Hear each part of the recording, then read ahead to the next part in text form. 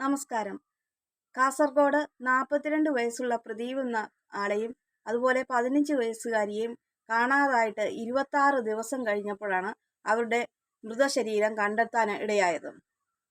ഈ പ്രദീപ് എന്ന് പറഞ്ഞയാള് ഈ പെൺകുട്ടിയുടെ വീടിന്റെ തൊട്ട അയൽപക്കത്ത് താമസിക്കുന്ന ഒരാളാണ്. അവിവാഹിതനാണ് ഇവര് കുടുംബങ്ങൾ തമ്മിൽ വളരെയധികം അടുപ്പത്തിലാണ്. അടുപ്പമെന്ന് പറഞ്ഞു കഴിയുമ്പോൾ എന്ത് കാര്യമുണ്ടെങ്കിലും പ്രദീപിനെ അറിയിക്കാത്ത കേസുകെട്ടുകൾ ഈ മാതാപിതാക്കൾക്കില്ല. അവൻ അത്രയും വീട്ടിൽ സ്വാതന്ത്ര്യം കൊടുത്തിരിക്കുകയാണ്. ഈ പെൺകുട്ടിയെ സ്കൂളിൽ കൊണ്ടുപോയി ആക്കുന്നതൊക്കെ ഈ പ്രദീപിന്റെ കാറിലാണ്. ആദ്യമേ ഓട്ടോ ഓടിക്കുമായിരുന്നു, ഇപ്പം പ്രദീപ് കാറ് വാങ്ങി. ഈ കാറിലാണ് ഇവരുടെ സ്കൂളിലേക്കുള്ള യാത്ര. അതുപോലെ തന്നെ വീട്ടിൽ എന്തെങ്കിലും ആവശ്യമുണ്ടെങ്കിൽ അമ്പലത്തിലൊക്കെ പോകണമെങ്കിൽ പ്രദീപിന്റെ കാറ് വിളിച്ചാണ് ഇവർ പോകുന്നത് കുടുംബമായിട്ട്. അങ്ങനെ അത്രയും സ്വാതന്ത്ര്യമാണ് ഈ പ്രദീപിന് ഈ വീടുമായിട്ടുള്ളത്. ഇവർ തമ്മിൽ നേരത്തെ എന്തൊക്കെയോ അടുപ്പമുണ്ട് എന്ന് പറഞ്ഞ് ചൈൽഡ് ലൈനിൽ പരാതിപ്പെടുകയൊക്കെ ചെയ്തായിരുന്നു നാട്ടുകാർ. കാരണം 15 വയസ്സും 42 വയസ്സും എന്നൊക്കെ പറയുമ്പോൾ ഒരു 30 വയസ്സിൻ്റെ അടുത്തുള്ള ഡിഫറൻസ് ആണ് ഇവർ തമ്മിലുള്ള ഏജിൽ ഉള്ളത്. അപ്പോൾ അതൊരിക്കലും സമൂഹത്തിന് അംഗീകരിക്കാൻ പറ്റുന്ന ഒരു കാര്യമല്ല. അപ്പോൾ അങ്ങനെ പരാതി വന്നപ്പോൾ ഇവർ ഒരു സഹോദരൻ അങ്ങനെയുള്ള ഒരു ബന്ധം മാത്രമേ ഉള്ളൂ എന്ന് പറഞ്ഞ്, അതുപോലെ തന്നെ ഈ പെൺകുട്ടിയുടെ രക്ഷകർത്താക്കളും അങ്ങനെ തന്നെയാണ് പറഞ്ഞത്. അങ്ങനെയുള്ള ഒരു അടുപ്പം മാത്രമേ ഉള്ളെന്ന് പറഞ്ഞ് ആ പ്രശ്നത്തിൽ നിന്ന് അങ്ങനെ ഒഴിവായിപ്പോയി. പിന്നീട് ഈ പെൺകുട്ടീനെ ഈ മാതാപിതാക്കൾ ഈ പ്രദീപിന്റെ കാറിൽ തന്നെയാണ് സ്കൂളിലേക്ക് പറഞ്ഞയച്ചുകൊണ്ടിരുന്നത്. ഇവർ തമ്മിൽ അത്രയ്ക്കും അടുപ്പമാവുകയും പിന്നെ പിരിയാൻ പറ്റത്തില്ലാത്ത ഒരു ബന്ധത്തിലേക്ക് വരികയും ചെയ്തു. അങ്ങനെയായിരിക്കാം ഈ പെൺകുട്ടിയെ അവളുടെ അനിയത്തിയുടെ കൂട്ടത്തിലായിരുന്നു കിടന്നത്. നേരം ഒരു 4 മണിയൊക്കെ ആയപ്പോഴത്തേക്കിന് വെളുപ്പിന് 4 മണിയായ സമയത്ത് ഈ പെൺകുട്ടി ആരും അറിയാതെ പുറകുവശത്തെ ഡോറിൽ കൂടെ ആ ഇട്ടിരിക്കുന്ന ഡ്രസ്സിൽ വീട്ടിൽ ഉപയോഗിക്കുന്ന ചെരുപ്പ് അതൊക്കെ ഇട്ട് അവളുടെ കയ്യിൽ ഒരു ഫോണ്, ഇത്രയും കാര്യങ്ങൾ മാത്രമായിട്ട് ഈ പ്രദീപ് വിളിച്ചിട്ടായിരിക്കാം അവളെ ഇറങ്ങിപ്പോകുന്നത്. കാരണം മൊബൈൽ ഫോണുണ്ട്, അവർക്ക് ചാറ്റ് ചെയ്യാം, കോള് വിളിക്കാം, അങ്ങനെയൊക്കെയുള്ള സൗകര്യങ്ങളുള്ളതുകൊണ്ട് അവർ തമ്മിൽ എന്തെങ്കിലും മെസ്സേജ് അയച്ചതിന് ശേഷമായിരിക്കും പ്രദീപ് പുറത്തേക്ക് ഇറങ്ങി വരാൻ പറഞ്ഞിട്ട് ഇവർ രണ്ടുപേരും പോയത്. ഇവരുടെ വീടിൻ്റെ അടുത്ത് 90 ഏക്കർ സ്ഥലം ഒരു കാടാണ്. അവിടെ അക്വേഷ്യ മരങ്ങളും അങ്ങനെയൊക്കെ ഉണ്ട്. ആ മരത്തിലാണ്, അക്വേഷ്യ മരത്തിലാണ് ഇവരെ രണ്ടുപേരെയും മുഖത്തോട് മുഖം നോക്കി കിടക്കുന്ന അങ്ങനെയാണ് അവരെ തൂങ്ങി മരിച്ച നിലയിൽ കണ്ടെത്തിയത്. അവരുടെ മൃതദേഹത്തിന്റെ തൊട്ട് താഴെയായിട്ട് ഈ ഇവരുടെ രണ്ടുപേരുടെയും മൊബൈൽ ഫോണ് വീണ് കിടപ്പുണ്ടായിരുന്നു. അതിൻ്റെ അടുത്ത് ഒരു കത്തിയെ, അതുപോലെ തന്നെ ഒരു കിറ്റ്കാറ്റ്, ചോക്ലേറ്റ്, അങ്ങനെയൊക്കെ ഉള്ള കാര്യങ്ങൾ ആ ഫോണിൻ്റെ അടുത്ത് തന്നെ ഉണ്ടായിരുന്നു. ഇവരെ കുട്ടീനെ കാണാതായപ്പം തന്നെ ഈ മാതാപിതാക്കൾ ആദ്യമേ വിളിക്കുന്നത് മോളെ കാണാനില്ല, ആരെങ്കിലും തട്ടിക്കൊണ്ട് പോയതാണോ അതോ എവിടെയെങ്കിലും ഉണ്ടോ എന്ന് തിരയാൻ വേണ്ടിയിട്ട് ആദ്യമേ ഈ മാതാപിതാക്കൾ അത്രയും ഇവർക്ക് വിശ്വസ്തനായ ഈ പ്രദീപിനെ തന്നെയാണ് വിളിക്കുന്നതെന്നുള്ളത് വളരെ ഒരു വിഷയമാണ്. അപ്പോൾ അവർ വിളിച്ചപ്പോൾ ആ ടൈമിൽ തന്നെ പ്രദീപിന്റെ ഫോൺ സ്വിച്ച് ഓഫ് ആണ്. അപ്പോൾ ഈ കുട്ടിയുടെ ഫോണും സ്വിച്ച് ഓഫ് ആണ്, ഈ പ്രദീപിന്റെ ഫോണും സ്വിച്ച് ഓഫ് ആണ്. പിന്നീട് ഇവർ പോലീസിനെ വിവരം അറിയിക്കുന്നു. അവർ ഇങ്ങനെ ഈ കാര്യം പറയുന്നു, അയൽവാസി പ്രദീപിന്റെ ഫോണും സ്വിച്ച് ഓഫ് ആണെന്ന് പറയുന്നു. അങ്ങനെ ഇവരെ തമ്മിലുള്ള ഒരു അടുപ്പം ഏകദേശമൊക്കെ പ്രശ്നം ഉണ്ടായതുകൊണ്ട് ഇവർ രണ്ടുപേരും കൂടെ ഇവിടുന്ന് എവിടെയെങ്കിലും കടന്നതായിരിക്കാം എന്നാണ് എല്ലാവരും നാട്ടുകാർ ചിന്തിച്ചത്. അതിന്റെ ഫലമായിട്ട് ഇവർക്ക് കർണാടകയിൽ ഈ പ്രദീപിന് ബന്ധുക്കളുണ്ട്. ഇവർ തമ്മിലുള്ള ഫോട്ടോസൊക്കെ ആ ബന്ധുവിന് അയച്ചു കൊടുക്കാറുണ്ടായിരുന്നു ഫോണിൽ. അന്നേരം അങ്ങോട്ടായിരിക്കും ഇവർ രണ്ടുപേരും കൂടെ പോയേക്കുന്നത്. ഇവരെ സമൂഹത്തിൽ ജീവിക്കാൻ സമ്മതിക്കുകയില്ല എന്നൊക്കെയുള്ള ഒരു പ്രശ്നം കൊണ്ട് അങ്ങോട്ട് കടന്നതായിരിക്കാം എന്നാണ് പോലീസും അതുപോലെ നാട്ടുകാരും വീട്ടുകാരും എല്ലാം ചിന്തിച്ചിരുന്നത്. കാരണം 15 വയസ്സേ ഉള്ളൂ. ഈ വർഷത്തെ SLC എക്സാം എഴുതേണ്ട പെൺകുട്ടിയാണ്.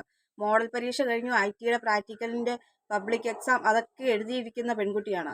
ഇപ്പം SLC ആകാറായപ്പോഴത്തേക്കിന് ഫെബ്രുവരി 12-ാം തീയതി ആയപ്പോഴത്തേക്കിനാണ് ഈ പെൺകുട്ടീനെയും പ്രദീപിനെയും കാണാതായേക്കുന്നത്. അതിനുശേഷമാണ് 26 ദിവസമായി ഇവർ കർണാടകയിലേക്കൊന്നും കടന്നിട്ടില്ലെന്ന് പോലീസിന് മനസ്സിലായി. അപ്പോൾ അവര് പിന്നെ ഈ കാട്ടിലേക്കായി തിരച്ചിൽ. അതായത് 50 പേരോളം അടങ്ങിയേക്കുന്ന ഒരു ഗ്യാങ് ഉണ്ടായിരുന്നു ഈ പോലീസുകാരുടെ കൂട്ടത്തിൽ അന്വേഷണത്തിന്. പിന്നെ നാട്ടുകാരുണ്ടായിരുന്നു. അങ്ങനെ എല്ലാവരും കൂടെ ഇങ്ങനെ നോക്കി അവരുടെ മൊബൈലിന്റെ ടവർ അങ്ങനെ അന്വേഷിച്ചപ്പോൾ ആ ഭാഗമായിട്ടാണ് തോന്നിയത്. അവിടെ കാട് പിടിച്ച് കിടക്കുന്ന ഒരു സ്ഥലമാണ്, അവിടെ താമസമൊന്നുമില്ല, 90 ഏക്കർ സ്ഥലമാണ്. ഈ വീട്ടിൽ നിന്ന് ഏകദേശം ഒരു 200 മീറ്റർ മാത്രമേ ഈ കാടും ഈ വീടും തമ്മിലുള്ള അകലമുള്ളൂ. അങ്ങനെ അവർ അന്വേഷിച്ചു. രാവിലെ തൊട്ട് തന്നെ എല്ലാവരും അന്വേഷിക്കുന്നു. അങ്ങനെ അന്വേഷണത്തിന്റെ ഫലമായിട്ട് ഇവരെ രണ്ടുപേരെയും ഈ അക്വേഷ്യ മരത്തിൽ തൂങ്ങിക്കിടക്കുന്ന ഇതിൽ കണ്ടെത്താനിടയായി. ഒരു മണമോ ഇത്രയും ദിവസം ഉണ്ടായിട്ടും ഒരു മണമോ ഒന്നും തോന്നാത്തത് കൊണ്ട് ഇവരുടെ ഇവിടെ മരിച്ചതായിട്ടുള്ള ഒരു ഇതും തോന്നിയില്ല. അതുകൊണ്ടാണ് കർണാടകയിലേക്ക് കടന്നതായിരിക്കാം എന്ന് ചിന്തിച്ചത്. പക്ഷെ അങ്ങോട്ട് പോയില്ലെന്ന് ഉറപ്പായപ്പോഴാണ് ഇവിടേക്ക് വന്നത്. പക്ഷെ ഇതിൽ നിന്ന് ഒരുപാട് ദുരൂഹതകളുണ്ട്. കാരണം ഈ മൊബൈൽ കിട്ടിയപ്പോൾ ആ മൊബൈലിന് നേരത്തെ ഒരു കംപ്ലൈൻറ്റ് ഉണ്ടായിരുന്നതല്ല. അതിൻ്റെ ഗ്ലാസ് ഒരുമാതിരി പിരിപിരിന്ന് ചിതറിയ രീതിയിലാണ് കണ്ടെത്താനിടയായത്. അതുപോലെ തന്നെ ഈ പെൺകുട്ടീനെ ഇനി ഇവൻ വിളിച്ചുകൊണ്ട് പോയ സമയത്ത് ആരെങ്കിലും ഇത് കണ്ടിട്ട് എന്തെങ്കിലും ഇങ്ങനെ പ്രശ്നം ഉണ്ടായി അതിൻ്റെ ഫലമായിട്ട് കൊന്നതാണോ എന്നുള്ള ഒരു സംശയമുണ്ട്. കാരണം ഇവർ വെളുപ്പിനെയാണ് പോയത്. ആ സമയത്തൊക്കെ ആരെങ്കിലും ആ ഭാഗത്ത് ഉണ്ടായിരുന്നെങ്കിൽ കണ്ടിട്ടാണോ എന്നുള്ള ഒരു അങ്ങനെയുള്ള കാര്യങ്ങളുമുണ്ട്. ഈ വീട്ടുകാരുടെ ഭാഗത്തു നിന്നുള്ള ഒരു വലിയൊരു വീഴ്ച തന്നെയാണ്. അവർ തന്നെയാണ് ഇതിൻ്റെ ഒരു മെയിൻ കാരണം, ഇങ്ങനൊരു അടുപ്പത്തിൻ്റെ കാരണം എന്നാണ് എനിക്ക് തോന്നിയത്. കാരണം എന്താണെന്ന് വെച്ചാൽ ഈ 15 വയസ്സൊക്കെയുള്ള പെൺകുട്ടികൾ, 15 എന്നല്ല, ഇപ്പം ചെറിയ പെൺകുട്ടികളാണെങ്കിലും ഇപ്പം പീഡിപ്പിക്കുന്ന കാലമാണ്. ചെറിയ കുഞ്ഞുങ്ങളെ വരെയും പീഡിപ്പിക്കുന്ന കാലമാണ്. നമ്മളൊക്കെ കണ്ടിട്ടുള്ളതാണ് പെരുമ്പാവൂരൊക്കെ നടന്ന സംഭവങ്ങൾ. ചെറിയ പെൺകുട്ടിയെ കഴിഞ്ഞ കൊല്ലം ഇങ്ങനെ ബംഗാളി കൊണ്ടുപോയി പീഡിപ്പിച്ച് കൊന്ന കേസ് കെട്ടൊക്കെ, അതൊക്കെ കുഞ്ഞു കൊച്ചാ. ഇതിപ്പം 15 വയസ്സുള്ള ഈ പെൺകുട്ടികൾ, 2 പെൺകുട്ടികളാണ് ആ വീട്ടിലുള്ളത്. അങ്ങനെയുള്ള ഒരു വീട്ടിൽ ഒരു അന്യ പുരുഷനെ അടുപ്പിക്കുന്നതിനൊരു പരിധിയുണ്ട്. ഒരാവശ്യത്തിന് വരുന്നു എന്ന് പറഞ്ഞാൽ ഇത് ഏത് സമയം, അതും ഇവൻ അവിവാഹിതനാണെന്നുള്ള കാര്യം അവർ മനസ്സിലാക്കേണ്ടതാണ്. അത്രയും ബുദ്ധിയും ബോധവും ഇല്ലാത്ത മാതാപിതാക്കൾ ആയിട്ടാണ് അവരുടെ ഭാഗത്ത് തെറ്റുണ്ട്. തെറ്റ് പറഞ്ഞതെന്നല്ല, തെറ്റ് തന്നെയുണ്ട്. അങ്ങനെയുള്ള പെൺകുട്ടികളുള്ള വീട്ടിൽ ഇങ്ങനെ അമിത സ്വാതന്ത്ര്യം വീട്ടിലേക്ക് കൊടുക്കുമ്പോൾ അതവർ ചിലർ മിസ്യൂസ് ചെയ്യും. അങ്ങനെ ഒരു പ്രദീപ്, ഈ പെൺകൊച്ചിന് 15 വയസ്സെന്ന് പറയുമ്പം പൊട്ടിത്തെറിച്ച് നിൽക്കുന്ന ഒരു പ്രായമാണ്.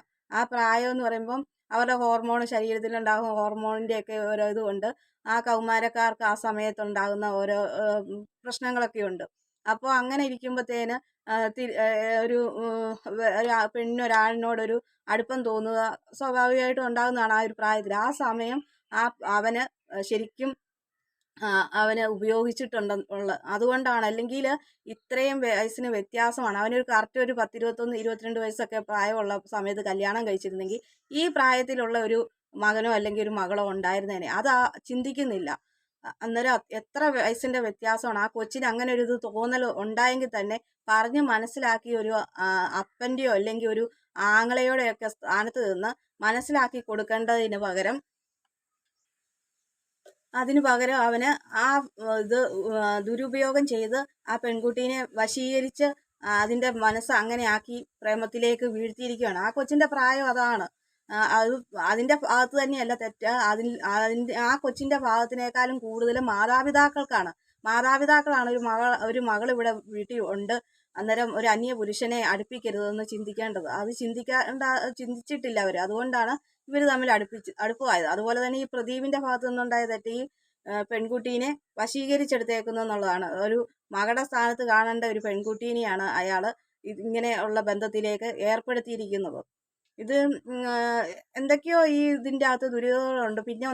പിന്നെ വേറൊരു കാരണം എന്ന് പറയുന്നത് 26 ദിവസമായിട്ടാണ് ഇവരെ കാണാതായേക്കുന്നത്. പക്ഷേ ഈ മൃതദേഹത്തിന് ഒരു 1.5 ആഴ്ചത്തെ പഴക്കമേ ഉള്ളൂ. അപ്പോൾ ഇവർ എവിടെയെങ്കിലും ഒളിച്ചു താമസിച്ചിരുന്നത് കണ്ടിട്ട് ഇപ്പോഴത്തെ കാലം ഓരോരുത്തടുത്ത് നമ്മൾ കേൾക്കുന്ന പെൺകുട്ടിയായിട്ട് ഒളിച്ചോടി പോകുന്നു. ചിലപ്പോൾ അത് ഞരമ്പ് പിടിച്ച് പോലെ ഇരിക്കുന്ന ചെറുക്കനൊക്കെ ആയിരിക്കും. അപ്പോൾ ആ സമയം ചിലപ്പോൾ മദ്യപാനിയോ മയക്കുമരുന്നോ ഒക്കെ ഉപയോഗിച്ചേക്കുന്ന ആളുകളുടെ മുന്നിൽ ചെന്ന് ചാടി കഴിഞ്ഞാൽ അവനെ അടിച്ച് വീഴ്ത്തി പെണ്ണിനെ അവരുപയോഗിക്കുന്ന അങ്ങനെയൊക്കെ നമ്മൾ കേൾക്കാറുണ്ട്. അങ്ങനെ വല്ല സംഭവം ഉണ്ടായതാണോ എന്നൊരു സംശയമുണ്ട്. അങ്ങനെ ഉണ്ടായിട്ട് പിന്നെ കേസ് ഭയങ്കരമായിട്ട് ഊർജ്ജമായിട്ട് അന്വേഷിക്കുന്നു എന്ന് കണ്ടു കഴിഞ്ഞപ്പോൾ പിന്നെ ആ മരത്തിൽ കൊണ്ടുവന്ന് കെട്ടി തൂക്കിയതാണോ, അല്ലെങ്കിൽ ഈ ഗ്ലാസ്സൊക്കെ എന്തോ ഒരു മൽപ്പിടുത്തം, ഈ മരത്തിൻ്റെ മുകളിൽ നിന്ന് താഴേക്ക് വീഴുന്ന ഉണങ്ങിക്കിടക്കുന്ന പുല്ലും ഈ അക്വേഷ്യ മരത്തിൻ്റെ ഇലയും അവിടെയാണ് വീണ് കിടക്കുന്നത്. അങ്ങനെ വീണ് കിടക്കുമ്പോൾ എങ്ങനെയാണ് അതിലേക്ക് വീഴുമ്പോൾ അല്ലെ കല്ലേലൊക്കെ ആണെങ്കിൽ പൊട്ടിച്ചെതറുക എന്ന് പറയാം ഗ്ലാസ്സിന്. പക്ഷെ ഇത് അങ്ങനെയൊന്നും അല്ലാതെ ഇതിൻ്റെ ഗ്ലാസ് മുഴുവന് ചെതറിയിരിക്കുകയാണ്.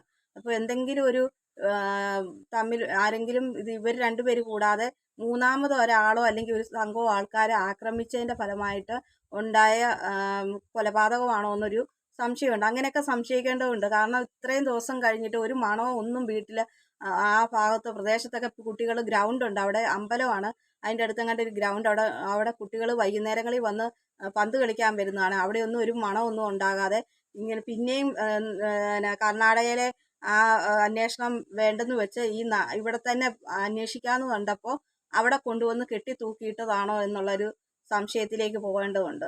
എന്തായാലും ഇതിന് ഉടനെ പോസ്റ്റ്മോർട്ടം റിപ്പോർട്ട് വന്നു കഴിയുമ്പോഴത്തേക്കിന് ഇതിൻ്റെ കറക്റ്റായിട്ടുള്ള വിവരങ്ങൾ എന്തായാലും അറിയാം. അപ്പോൾ ഈ മാതാപിതാക്കളോട് പറയാനുള്ളത്, നിങ്ങൾ വേറെ പരിചയമില്ലാത്ത ഒരു അന്യ മനുഷ്യരെ, പുരുഷനെ, പെൺകുട്ടികളുള്ള വീട്ടിലേക്ക് ഒരിക്കലും അമിത സ്വാതന്ത്ര്യം കൊടുക്കരുത്. നമുക്ക് വിശ്വസിക്കാൻ പറ്റത്തില്ല. ഇപ്പോഴത്തെ കാലമല്ല, നമ്മൾ കരുതും അത് അപ്പനാണ്, അപ്പൻ്റെ പ്രായമുള്ളതാണ്, അല്ലെങ്കിൽ ഒരു ആങ്ങളയുടെ പ്രായമുള്ളതാണ് എന്നൊക്കെ പറയും. പക്ഷെ ഇപ്പോൾ സ്വന്തം സഹോദരിയെ സഹോദരൻ പീഡിപ്പിക്കുന്ന കാലമാണ്. അതുപോലെ അപ്പന്മാരെ പോലും പെൺകുട്ടികളെ അപ്പൻ്റെ അടുത്ത് പോലും ആക്കിയിട്ട് പോകാൻ പറ്റത്തില്ലാത്ത കാലമാണ്. കാരണം മയക്കുമരുന്നിൻ്റെ ഒരു ഭയങ്കര മാഫിയയാണ് നമ്മുടെ കേരളത്തിലുള്ളത്. അപ്പോൾ അവർക്ക് ബോധമില്ല എന്താണ് ചെയ്യുന്നത്. സ്വന്തം അമ്മയെ പോലും തിരിച്ചറിയാൻ മേലാത്ത മക്കളാണുള്ളത്. ഇങ്ങനെയൊക്കെയുള്ള വാർത്തകൾ ഈ കഴിഞ്ഞ ദിവസങ്ങളിലൊക്കെ ഓരോ ലഹരിയുടെ കാര്യം വരുമ്പോൾ കേട്ടിട്ടുള്ളതാണ്. ഒരു മാതാവിന് മകൻ്റെ കൂട്ടത്തിൽ ജീവിക്കാൻ പോലും പേടിയാണെന്നാണ് പറയുന്നത്. കാരണം അങ്ങനത്തെയുള്ള അനുഭവങ്ങളാണ്. അമ്മേനെ പോലും തിരിച്ചറിയാൻ മേലാത്ത, അതുപോലെ സഹോദരിയൊക്കെ കഴിഞ്ഞ ദിവസങ്ങളിൽ 14 വയസ്സുള്ള പെൺകുട്ടിയൊക്കെ ഗർഭിണിയായേക്കുന്ന വാർത്ത കഴിഞ്ഞ മാസങ്ങളിലൊക്കെ നമ്മൾ കേട്ടതാണ്. അപ്പോഴാണ് ഈ അന്യ പുരുഷനെ വീട്ടിൽ കൊണ്ടുവന്ന് അമിത സ്വാതന്ത്ര്യം കൊടുത്ത് അടുക്കള വരെയും കയറി ഇറങ്ങാനുള്ള സ്വാതന്ത്ര്യം കൊടുത്തേക്കുന്നത് കൊണ്ട് അങ്ങനെ ഉണ്ടായേക്കുന്ന ഒരു വലിയൊരു പ്രശ്നമാണ് ഈ പെൺകുട്ടിക്ക് ഉണ്ടായേക്കുന്നത്. ഈ പെൺകുട്ടിയുടെ മരണത്തിന് ഒരു 80% മാതാപിതാക്കൾ തന്നെയാണ് ഇതിൻ്റെ ഉത്തരവാദികൾ. അവർ കയ്യിലൊരു 15 വയസ്സുള്ള ഒരു പെൺകൊച്ചിന് ഒരു മൊബൈലും കൊടുത്തു. അവൾ എന്താ ചെയ്യുന്നത് എന്നാന്നറിയത്തില്ല. അല്ലെങ്കിൽ ഇത്രത്തോളം ഇതായിട്ട് അടുത്ത പയ്യനല്ല, 42 വയസ്സുള്ള ഒരുത്തന്, അവന് അപ്പൻ്റെ പ്രായമുള്ള, അവന് പോലും അവന് ആ പെൺകുട്ടിയെ ഉപയോഗിച്ചാൽ മതി, അത്ര ഇതേ ഉള്ളായിരുന്നു. അവൻ കല്യാണം കഴിച്ചിട്ടില്ലാത്തതാണ്. അപ്പോൾ അത് മുതലെടുത്തു. പക്ഷേ വീട്ടുകാർ ഇതിൻ്റെ എല്ലാം കാരണമാണ്. ഇനിയെങ്കിലും ഈ വാർത്ത കേൾക്കുമ്പോൾ നമ്മൾ നമ്മുടെ മക്കളെ സേഫായിട്ട് നമ്മൾ തന്നെ നോക്കണം. നമ്മുടെ സംരക്ഷണയിൽ വളരേണ്ട മക്കളാണ്. നമ്മൾ ചിന്തിക്കണം. അത് എങ്ങനെയെങ്കിലും ഇപ്പം പല ചതിക്കുഴികൾ വരുന്നുണ്ട്. അവിടെ നിന്നൊക്കെ നമ്മൾ രക്ഷപ്പെടുത്തിയെടുക്കണമെങ്കിൽ നമ്മുടെ കണ്ണ് നമ്മുടെ മക്കളുടെ നേരെ ഉണ്ടായിരിക്കണം. അല്ലെങ്കിൽ ഇതുപോലുള്ള വാർത്തകൾ കേൾക്കേണ്ടി വരും. നമ്മൾ ഓർക്കും കുഞ്ഞുങ്ങളാണല്ലോ എന്ന്. ചില മാതാപിതാക്കളുണ്ട്, എത്ര പ്രായമായാലും പറയും എൻ്റെ മോൻ കുഞ്ഞല്ലേ, അല്ലേ എൻ്റെ മോള് കുഞ്ഞല്ലേ എന്ന്. പക്ഷേ അത് കുഞ്ഞൊന്നുമല്ല. 15 വയസ്സായ ഈ പെൺകുട്ടിയൊക്കെ ശാരീരികമായിട്ടും മാനസികമായിട്ടും ഒക്കെ വളർന്നുകൊണ്ടിരിക്കുന്ന പ്രായമാണ്. അപ്പോൾ ഇത്രയും വളർന്ന 15 വർഷം അവളുടെ ശരീരത്തിൽ ഓരോ വളർച്ചകൾ ഉണ്ടായിരിക്കേണ്ട സമയമാണ്. അപ്പോൾ അതിനനുസരിച്ചുള്ള ഹോർമോണിലുണ്ടാകുന്ന ഓരോ ഇതുകൊണ്ടാണ് ഓരോ കാര്യങ്ങൾ തോന്നും. ആ പ്രായത്തിലൂടെ നമ്മളും കടന്നു പോകുമ്പോൾ അത് ചിന്തിക്കണം, ഇങ്ങനെയൊക്കെ ഉണ്ടാകും സ്വഭാവത്തിലെന്ന്. അപ്പോൾ അതനുസരിച്ച് കുട്ടീനെ വളർത്തേണ്ടതാണ്. അവരുടെ സംരക്ഷണയിൽ തന്നെ അവരുടെ പരിധിയിൽ ആവശ്യമില്ല ഒരു ആളെയും അടുപ്പിക്കാതിരിക്കാൻ ഇനിയെങ്കിലും ഈ വാർത്ത കേൾക്കുമ്പോൾ ഇനിയെങ്കിലും മാതാപിതാക്കൾ ഓർക്കേണ്ടതാണ്.